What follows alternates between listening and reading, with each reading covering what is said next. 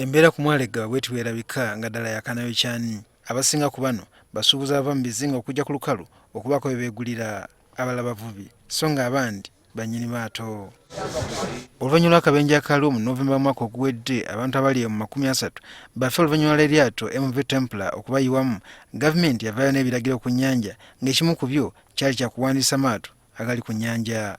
Wabula n'okutuusa essaawa ya leero ebiragiro bino kumpi tebituukirizibwanga. Era oluvannyuma lw'omwezi gumu mwezi gwokubiri ne bakomawo, naye baakomawo kale Minisitule ya wakisi yo n'eragira abapoliisi marine okubeera nga bagezaako okulaba nga baziyiza amaato okubeera nga gatikka nnyo. Dirisa Walusimbi nga ssentebe w'abavubi ku mwalo guno gw'Eggaba agamba n'okutuusa kati bakyalinda buwagizi okuva mu gavumenti balyoke batandike okuwandiika abo abasaabalira ku maato. Enkola eyo baagyogerako naye tennatandika kuba kati wano omwalo guno nga bw'ogulabye guli mu categories nnyingi. Waliwo abagwa mu Fisheries Department, abo nga bo baleeta byennyanja, eriyo abagwa mu transport, abo abagwa mu Minisitule ya wakisi.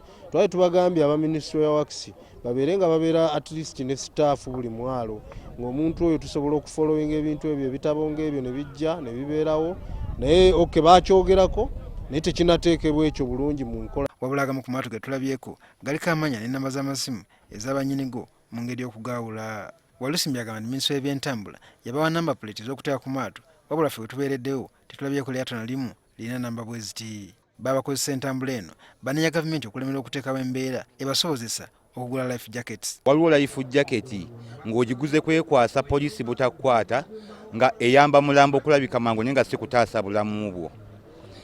Kubanga ensonga ye tulina life jacket ziri ku buseere, kano akalayisi kali ku 3.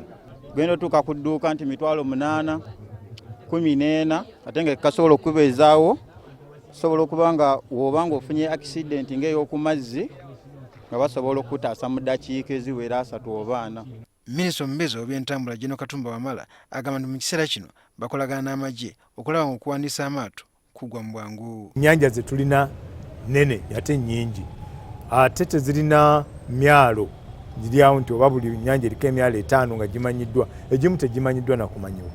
Naye tukyagenda mu maaso okukola ku exercise eyo, naye twakwatagana n'aba military aba UPDF kubanga bateekawo